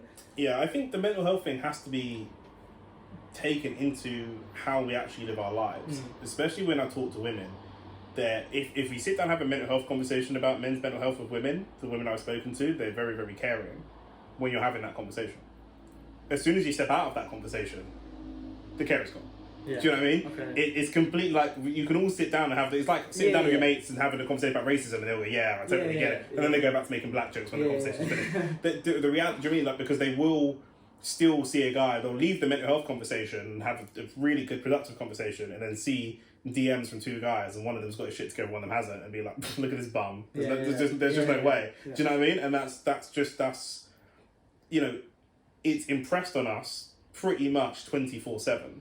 Even when I've gone to business meetings and I've put on a suit or, you know, stuff like that, and I'm walking down the street, the level of respect I command when I'm wearing a suit versus where I've got trackies, or when I've got a fresh haircut and shave. I'm self-employed, I don't have to cut my hair and shave all the time, but when I am looking fresh or whatever, it has a massive difference. My entire experience of living life is totally different. People will move out the way for you, people will be polite to you, people start calling you sir in the shop that didn't used to call you sir, all sorts of different things that you realise, like, oh, this experience is totally different. And you can look at it, if you are in a good mental space, you can look at it as a positive. Oh, if I continue to do these things, I can continue to live this life. Or if you're in a negative mental space, you look at that badly. Oh, I'm actually down here, and now my life is this bad. And you can, you know what I mean? Like, it changes your perspective on how you look at things. But then, like, you walking down the road in a suit and then commanding more respect that way, is that not just like society sort of just, that's just how we're brought up to believe that a guy in a suit is going to be more powerful and rich than a guy in a tracksuit? Whereas I'm saying this is what I'm saying. Like, this is what impacts people's mental health. Period. Because if there's a guy walking down the street, let's say there's two guys. One guy's walking down the street in a tracksuit and he's feeling down about his life or whatever. I come walking into the shop in a suit, fresh haircut, fresh shave. He's looking for something in the shop and no one's giving him the time of day. Yeah. I'm walking to the shop and someone goes, "Excuse me, sir, what can I get for you?" And he's like, "What? Am I not here?" Yeah. You know, and I've been both people in that scenario. Do you know what I mean? And so it's a societal thing that weighs on you. No matter what you do for your mental health, there's a societal standard that's going to continually push back and kind of test your mental health at all times. Do you know what I mean? And I think that the only way that we're really going to move forward as a society is that everybody is cognizant of that and treat people a certain way on a day-to-day basis. And I think that we are, unfortunately, very far away from that being a reality. Yeah, I don't know. Like, how would you even sort of police that? It's not to be policed. I'm just it's just advice. It's not something that should like legally happen. But it's just like, I mean, if you treat everybody with respect, you know, general respect, and if you can communicate properly or whatever, which is what I try to do. Some people sound too harsh, but I try to communicate thoroughly so that people are aware of where I stand and what I think and what I feel. But not everybody has that. Like, everyone, I don't know, it seems to be like a status game. Like, when you get into adulthood and then you kind of get your job, it feels like there's always a status game. Like, 100%. If you walk past someone... If you subscribe to that game. Yeah, but like, if, for example, if you walk past a homeless person, you just look down upon. Like, immediately, you just assume... Not for me. Like, no, but a lot of people do. Like, I'd say 99 out of 100 people, or like, very close to that, would just walk past that person, not give them the time of day. Maybe. I think so. This is where talking to you so interesting, because we're from such different backgrounds. I mean, I've got family members that's been homeless. Yeah. Do you know what I'm saying? I've been homeless. Do you know what I mean? I'm not on the street homeless, but I've been sofa surfing and some bullshit. Yeah, but I've still got pussy. But I've stopped to like, if I see it's true. Just see a little camper van just ragging away. No, but like, I've walked past homeless people and like, I've offered to buy them stuff, and actually come out the shop with stuff for them to eat and everything like that. But like, the normal assumption if you walk past someone who's homeless is that, oh, he's fucked up his life, he's obviously gambled it away, got into drugs, done something like that. It could be something completely, you know, just like maybe he was trying to get away from domestic violence, or, you know, maybe he tried to follow a dream, it didn't work out for him. Even if it was gambling, even if it was drugs. But they're still a person, they're still equal. Then it was, innit? Yeah. You know what I mean? But like, imagine their mental health. Yeah. Like, they're probably already like on the floor, like, do you know what I mean? Like, hypothetically, theoretically, like, just. Look at trash Dom. Yeah, no, Abuse Dom in the comments, please. Abuse Dom in the comments. I mean, like, their mental health is already like on the floor anyway, because obviously the situation that they're in. Yeah. And they're obviously not living a comfortable life, but then to have people not even give you the time of day and not even look at you, that must feel even worse. You just must feel like a piece of shit. Yeah. No, for sure. And I think especially with men, because we're so competitive against each other, do you know what I mean? With men, that you don't want to put your vulnerabilities out there because you feel like somebody's going to maybe try and take advantage of that situation. Yeah. For me anyway, do you know what I mean? So it's very tough, and people don't take our mental health seriously. But then that's when I feel like, that's when you know, like, when you have good friends and bad friends. It's like when you feel comfortable enough to talk to friends and show like vulnerability in a certain area, like, mate, this isn't going well for me, I need help here. Yeah. And they're willing to like listen, and not like, because the normal thing you get is, oh, man up, stop being a pussy. Those two things I just think are like, that is toxic. I never said that. I know. Okay. I don't talk to you about the private. No, I'm joking. Because I was gonna say, a lot of people don't come to me because I'm very. You come across as that sort of masculine guy. Because of my community, it's not even masculine. Like, I'm very. Yeah, I am masculine. I'm always like a little bit deeper. I'm very sensitive. Yeah. I'm very sensitive. I'm very emotional. But I think the advice that I give, like, I was with my little sister at dinner the other day, and she was talking to me about boys and whatnot. And she was like, "You give the worst advice." I was like, "Fuck, give me the worst." I gave you good advice. I just said it. I just said it straight. Probably not in, I just said it in a straight talking way, do you know what I mean? But like, my communication style, a lot of people don't fuck with it. Like, my brother come here and asked for some financial advice. I gave him and his girl great financial advice. And his girl was like, "Oh, that's amazing. I didn't think about this, think about that." My brother's like, "Could you not say it in a more polite way?" No, I can't say it in a more fucking polite way. You're the one that's broke, you bum. Do you know what I'm saying? I'm cool. Do you know what I mean? You want advice or not? What the fuck? Do you know what I mean? So, but yeah, obviously, you know, different communicate. One thing I'll say, I've been to therapy a lot. From when I was a child, I started going to working with therapists from probably 11, 12 years old, my whole life. I didn't know about this. So, yeah, I thought we were close, didn't it? Yeah. After you smite me in football, you know what I mean?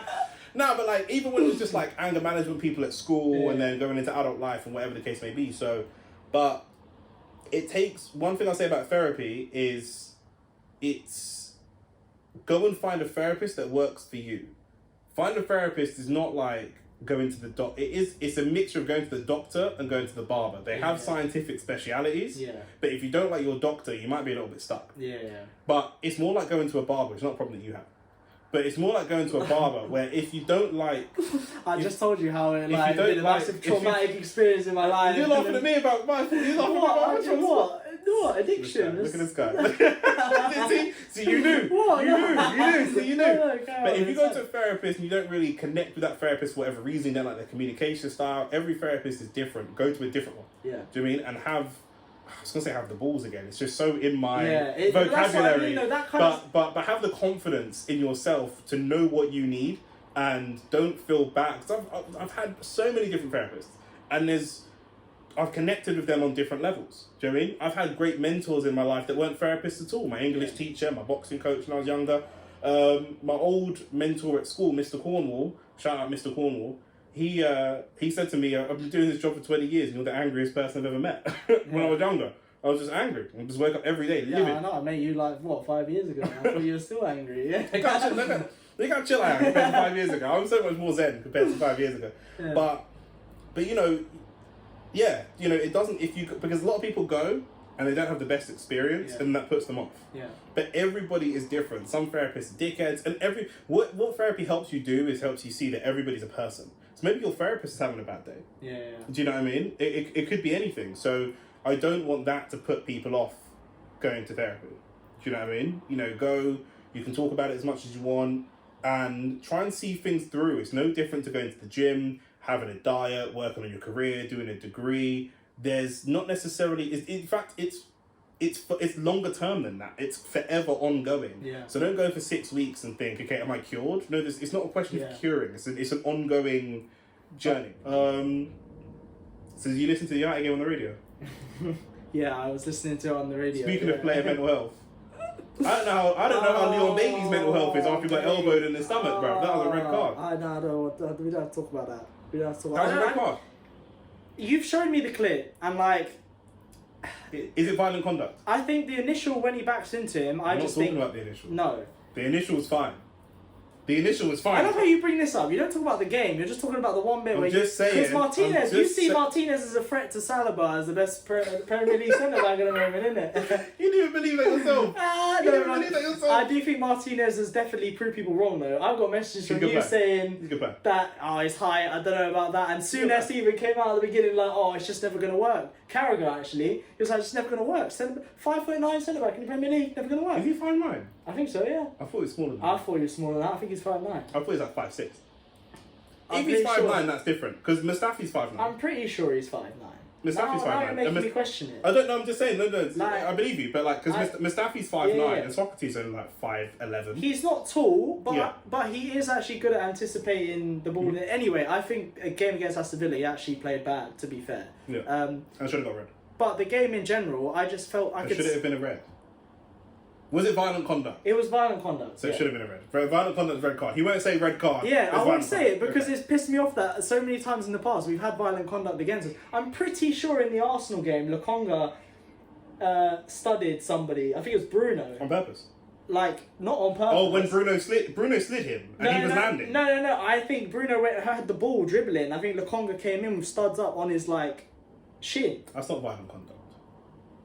You don't tackle the knee, bro. You said shin. You just said shin. Shin is pretty close to the knee. Is the ball bouncing? No, I don't know where the ball. It's a long time away. We won that game. We don't care about that. If it's violent conduct, if it's violent conduct, it's a red card. Yeah. Because the thing is with the feet, we all tackle and play football with our feet. The elbow to the gut is the ball's not even there at this point. The ball's miles away. It's different if someone's gone in for a high challenge, they've gone to challenge, it's a little bit sloppy, yellow card, whatever. Violent conduct is like a headbutt, a punch, an elbow, something completely non-football related. Yeah. And what he did to Leon Bailey, who's my Jamaican brother as well, it's nothing to do with football. It's just, he didn't like Martinez physical player, but they were losing the game, he's frustrated, Leon Bailey's on his back, and he's out of frustration, he's elbowed him. And that's violent conduct. But you see it all the time, though, where players butt heads. They are all violent conduct. And there's never a red card. Yeah, I think Xhaka potentially could have got a red against Chelsea.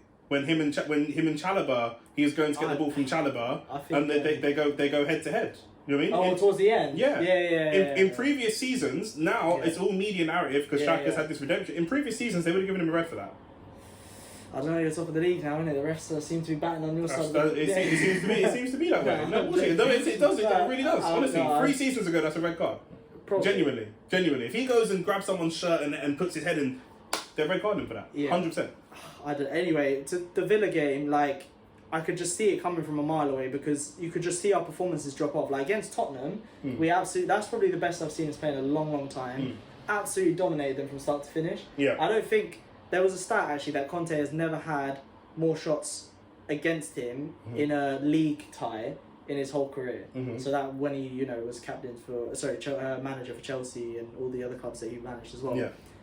But then against Chelsea, I think we played really well as well. Like, we didn't dominate as hard as Tottenham, but I think the first half we definitely dominated them. Second half they came out a bit stronger. Potter changed their formation a bit, and then we ended up drawing that game. And then we had a couple of games in the Europa League as well where we looked good. And then it just kind of kept dropping off. Like, against Real Sociedad, we looked really bad. Like, I don't even know how we won that game. We won it with, 4 shots on goal or something. They had loads of shots, 18 or something like that. Much higher than us, dominated us, I would say. We couldn't pass the ball 5 yards. We were just You guys seem to be winning games that you don't dominate and then losing games that you do dominate. We're just not scoring enough goals. We have a lot of problems in the front line. But then this game against Villa, as soon as the game started, obviously they had the factor where they had a new manager. They're playing for the new manager probably, and it's at home. There's a lot to be playing for at that point. But they dominated the game first, 15, 20 minutes, and then got 2. It was like a sucker punch. They took 2 goals on us. We're 2-0 down.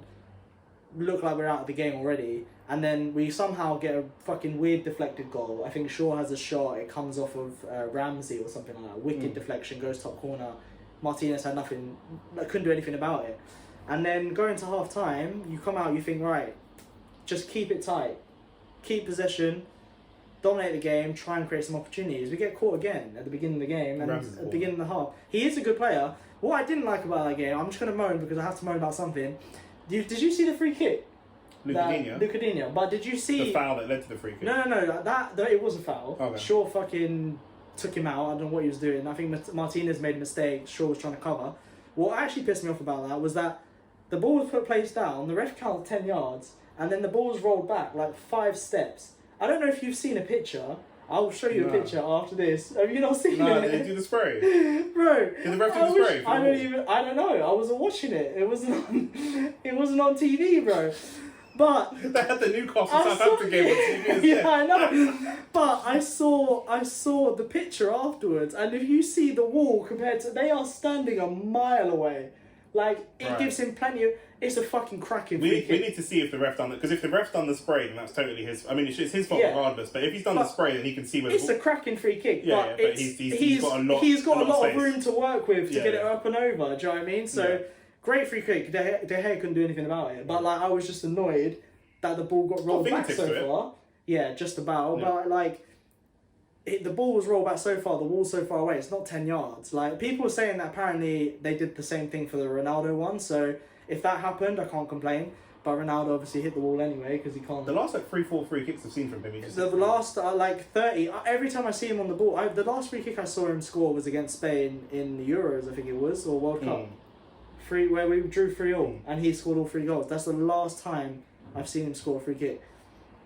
Anyway, terrible game. I could see it come in. We just look like we're tired. We haven't got... we do have players to rotate, but I just don't think the other options are good enough. Dalot, I know previous seasons people wouldn't have said he's good enough, but this year he seems to have come into his own. Eric Ten Hag seems to have got the best of him. But you replace him with Wan-Bissaka. The guy can't... He doesn't know what he's doing with his feet. I don't... He gets past players sometimes because they don't know what the fuck he's going to do with his feet. Because he doesn't know. But then you have to play different systems for different players.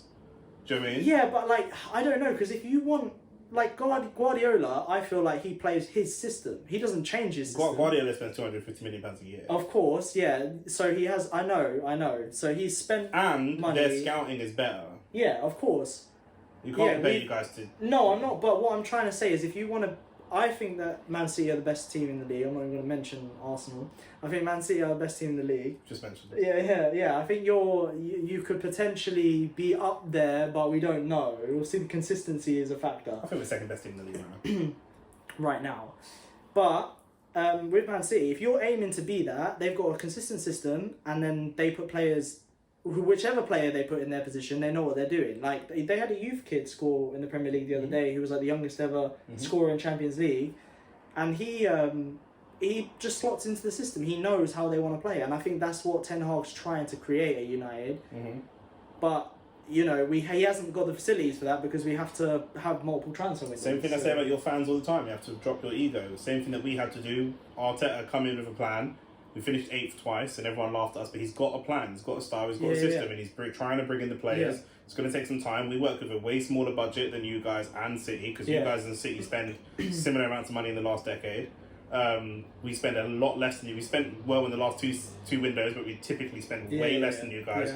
So we are bringing in players. You guys bring in players that are 25, 30, 40 million. We bring in players that are 6. Martinelli, 6 million. Tavares, 6 million. Lokonga, 6 million. We're bringing in players for really small sums of money. I also think we have a bit of a tax associated with us, though. Like, you hear United knock it, like... You do. So, but Anthony and Martinez were not worth the... So does City, because they're rich. Because everyone knows they're rich. Yeah, of course, but even prior to Jack Grealish and Haaland, their biggest spend was 60-odd million. Because they're better at making... They're better at scouting. They're better at scouting than you guys. So they don't actually buy £100 million players. They buy 3 or 4 £50 million players. They get Gundogan, Cancelo, and all these players for like 50, 60 million each. I feel like their system is so good. I think they're better at negotiating, to be honest, because I feel like... I agree with you. Because I feel like if Sancho was purchased by Chelsea or Guardiola... Chelsea's a bit different now, but I feel like... Marina's gone. She was their like main negotiator. True, but I feel like if Sancho was purchased by one of them, he wouldn't have gone for... I can't even remember what we bought him for. Was it... I think it was 75 million pounds or something, but it was around 80 million euros. Yeah, something like that. But like, I don't think he would have gone for that at one of those clubs. I hope we get Tielemans in the summer. Tielemans a good player. I think you could. He's free in the summer. I mean, he's at Leicester, isn't it? I'm surprised he didn't get the move last year. Because it was 30-40 million quid they wanted, and Arteta said, "Fine, we'll take him for free." So I reckon we could sign him in like not in January. We could probably have an agreement in January. We can have an agreement in January for him, because apparently he really can start searching after January, can't he? I'm pretty sure. Like, as in his agent's allowed to talk to people. Yep. So. And I think that will be an upgrade on Xhaka. Even though Xhaka's been good, I think that will be an upgrade. He's younger than Xhaka as well. That would be class. I mean, let's avoid the United game. Let's talk about the Arsenal game. Chelsea, discuss, because I feel like their front line is like non-existent. I feel like their most threatening player is probably Sterling. The thing is, if we're going to give Eric Ten Hag time, we have to give Potter time. True. Do you know what I mean? And but Potter, I mean, they did spend well though in the. Everyone knew they didn't have a striker, but not necessarily on players that Potter would have wanted, right?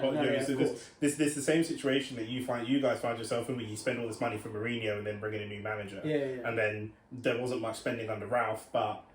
And Ollie, because they kind of knew that these guys aren't long-term solutions. So we're kind of stuck. You have to stick with it. And at the moment, it will. We've seen with Liverpool, it will take 3, 4, 5 years to win a title. Do you know what I mean? Even if Arsenal win the title this season, or we win a title, we add a couple players, win a title, and win a blood like. Or we sign a couple players and we win a title next season. Even if it is luck and a good run and injuries and whatever, that's fine. Because when we were finishing 8th, nobody cared about our injuries, no one gives a shit. Do you know what I mean? So a title's a title. So even if it is a bit of luck, we won't win back-to-back titles. In the next 5 years, it's hard to do that anyway. In the next 5 years, we'll probably win a title, a couple of FA Cups, and get to a Champions League quarterfinal. That's what Liverpool has showed us. That's how in 8 years they've got one league and one UCL. That's how hard it is. But the years of dominating, unless you're City. The years of dominating, like you guys would have for 5 years, or we won 3 Premier Leagues in the 5 years. That's not gone, but that's going to be so different, so much harder. We've got Newcastle who's looking like top 4 contenders at the moment with Eddie Howe. That's with Eddie Howe, who's a good manager, but not an elite manager. They haven't even opened up the checkbook. They haven't actually started. They've still got Callum Wilson and Chris Wood up top. God forbid they go and get. They've got Isak now as well. Who's the striker they moved back to midfield? Joe Linton. Yeah, he looks quality. And Almiron is suddenly coaching. Yeah, but Almiron as well. System and coaching. Look at Arteta with Xhaka. Yeah. He's been class. I'll give you that. It's a long time since he started swearing at the fans. Not even like bigging him up, because he's just on a good run of form at the moment. But William Saliba, he's 21. Yeah, I mean we know how much you Arsenal fans. Did you see that? Did you see where he spun, man? No. He spun on his head top. He did handstands running across the pitch. Yeah. Bro, did you see what he did the thing is that you lost. Did you see what he did to Broja?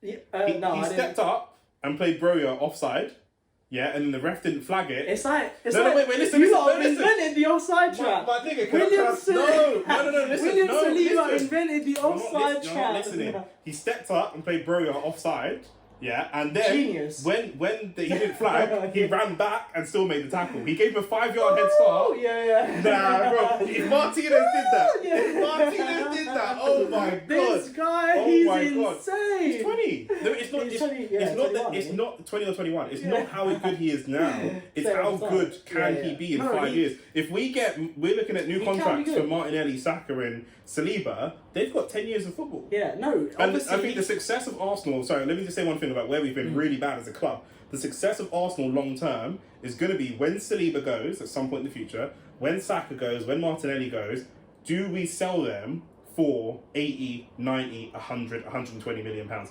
That's going to be the success because we are awful. All of our top players leave for free or for very, very little money. Do you know what I mean? Iwobi is our biggest sale ever for 40 million pounds. So that's going to be really the success of if Martinelli goes, you know what, I want to go to a Barcelona, 95 million pounds please, and we reinvest that back into, that's going to be, that system is the last cog to making this club consistently competitive at the top level. Okay, that's all you think that's missing. That is all that is missing at the moment. Signing players like Martinelli for £6 million and selling them 5 years later for 90 million and going and getting 3 or 4, like a City would do, go and get 3 or 4 players. So let's say we sold Martinelli in the summer for £80 million, and then we've got Tielemans in for free, we've got Zaha in for free, and then we've got a couple of other signings as well. Suddenly, you go, okay, we lost Martinelli, it's class, but I'll tell you what, fuck me, look at this. Yeah, do you know what I mean? then, And that's what, but that, and so the club like Chelsea, that's what Chelsea spend a lot of money, but they sell for big money. Yeah, true, but like back when you were like dominating leagues, where you weren't selling for like big money, like you were a big club who people just wanted to come play. They wanted to snub not just that other teams they played for. Not just that, but we had an elite scouting system. Yeah. We were bringing in so much top young talent, which we don't do anymore. Yeah. We don't bring in we bring in gems, but we don't bring in top young talent. Do you know what I mean? So if we went and got... Our team's quite young now though, isn't it? True, Obviously but I'm saying like they weren't... Lukonga wasn't sought after, like a Xavi Simmons, a Chouameni, a Camavinga. Do you mean those are the types of players? Like if we were to make a big sale... He was bought when he was bought from Monaco, wasn't he? Yeah, 19 or something. Yeah, but that's like not too big, but that's too big. If that makes sense. So He's already known about when Henry came in. He wasn't even known about. He wasn't even a striker. He was a winger, and Wenger made him a striker. He didn't even want to be a striker. Do you know what I mean? So that's going to be where the success of the club is going to be. Do you know what I mean? If we were to go and get, if we went and got Xavi Simmons from PSV, who was sick against that, he just danced all over us. He was unbelievable. Tielemans for free, and then we have Smith Rowe come back, and say we sold Martinelli, put Smith Rowe on the left wing, and then brought in those 2 players, and then our midfield was Partey, Xhaka, Xavi Simmons, Tielemans, Ødegaard. That is a disgusting midfield. Like stuff like that. Depth in midfield. That depth then is when you can start going. Okay, you're going to play Champions League. You're going to play the league. Yeah. That's when you're really ready to kind of step up. That's when you can. But start it comes challenging. from sales. That's when you can start challenging. Yeah, it 100%. It has to come from sales because how much money are owners going to pump in? Exactly. I mean, it's difficult. Yeah, it's difficult for both our owners because they haven't pumped in any money. Although we've spent as much as City have, none of that's been invested from them. They've just said, "Oh, okay, yeah, you can spend that money that we've earned this year from club sales, from like shirt sales, ticket sales, all the stuff that they've sponsorship money." So they're just giving the green light on money you can spend, but it's not their money. Yeah. Whereas like the new Chelsea owner come in and he's pumped in money to the club already. I think he's probably pumped in more than both our owners combined already. Yeah. Like that's an owner who, but we don't have that, so we have to make money from sales, and we're gonna have to see how much time he's gonna give managers. That's the question for Chelsea, the new owner. Yeah, well, that's he wanted Potter though, didn't he? He did. So, but that doesn't mean that he won't sack him. No, of course, but he also wanted Ronaldo as well. So it'd be interesting to see if he goes in January. I don't think he will. He won't. Nobody wants him. Yeah. Todd Bowley wanted him. No, I said clubs. Thomas Tuchel didn't want him. Yeah, Tuchel did. Well, that's why they kind of butted heads, though, wasn't it? And that's but I'm why saying, like, managers do not want this guy. Yeah. Do you mean? Yeah, but he might do it just for... That might have been part of the agreement to get Graham into the job, like...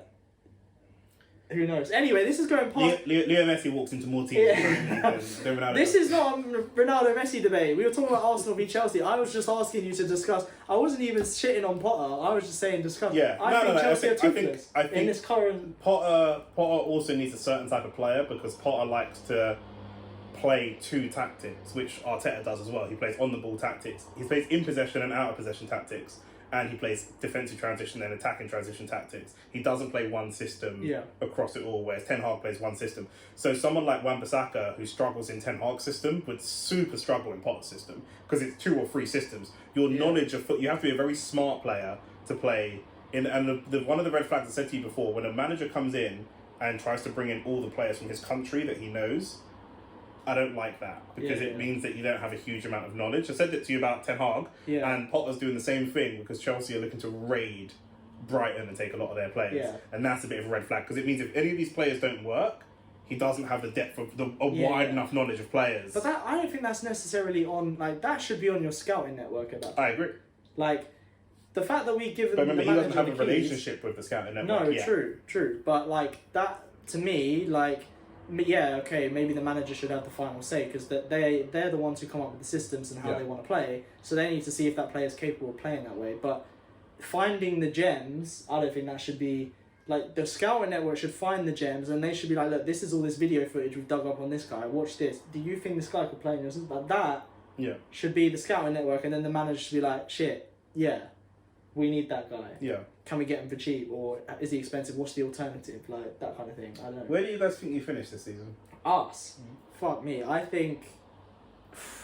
I don't know, because it's tough, because people keep saying, oh, like, you're not that far off the top 4, but I just think we fall short. With all the games that we're going to be playing, I would actually rather... I know this sounds counterintuitive, but I actually would rather us fall out of a cup competition. I was going to say, do you think you beat Barcelona? I don't know. At the moment, we've got to play them... I didn't realise. Because you finished second in the group, you have to play 2 legs against them. Mm-hmm. So you have to play that. We've obviously got the League Cup. Which is ridiculous, by the way. We've got the League Cup. It benefits us, but it's ridiculous. But you've got League Cup, you've got FA Cup, you've got Premier League games. I think after the World Cup, if there's no injuries from that, players are playing 2 times a week anyway. They're going to be playing for us Sunday, Thursday. For the next 5-6 months, and anybody who's in top 6 clubs that will be playing in multiple competitions will be doing that. Especially if you have to make up fixtures as well, because we had a couple of cancelled fixtures. I think you did too.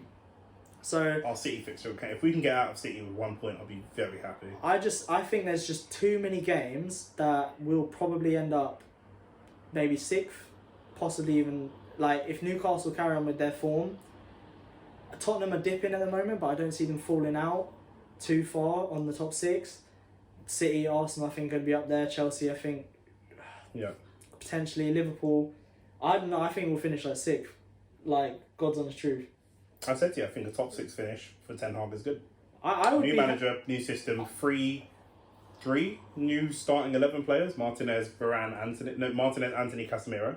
Yeah, Malacia was starting 11, but I think Shaw's comfortably three or four new starting 11 players. Oh, Ericsson? Did you say Ericsson? No, that's Ericsson. Yeah. Okay, Ericsson. So I mean, that's, I think a top 6 finish is solid for that. Dude, and your fans won't tolerate it because your fans are idiots, but that's the rebuild that everybody has to take. I think that's acceptable. If he finishes in the top 6, I would be happy. Like, it's not where I want to be, but I think it's the journey that we have to take, because if you look at some of the players that we have, it's just not... You can't ask him to turn water into wine with someone like Maguire. Yeah, and City are just so good that they're obviously gonna and finish. I think they're obviously gonna finish second because we're gonna win the league. Yes, come on, Dom, believe it. I don't believe it. Trust the process, Dom. It's gonna happen. Oh, it's gonna happen. I'm so sad. Oh, I had to break out the Arsenal kit. I'm starting to believe. Listen, that's all we got time for. Dom's got to hit the gym. I'm going to pretend to go gym. Do you know what I'm saying? And, what you do is sit here and work, innit? That's what you told me. I got so much work to do. It's ridiculous. I've got bare contracts on. It's mad. Yeah. But yeah, thanks for tuning in again. Every other Friday at the moment. Hopefully we'll get to every Friday at some point in the future. But for now, every other Friday. Why are you smashing? Because I know that's like a little dig at me. It's not a dig. It's not a dig. Not a dig. It's not. Not a dig. In the ribs. It's not violent conduct. William Sleeve is the best defender in the Premier League. Rattle. Listen, like and subscribe. Yeah, man, be here. Do you know what I mean? Be here. 2 weeks time. We're gonna release the next one, and any topics that you wanna, hear us talk about, send it through on man's Instagram, and we'll go from there. Peace and love. Go to therapy.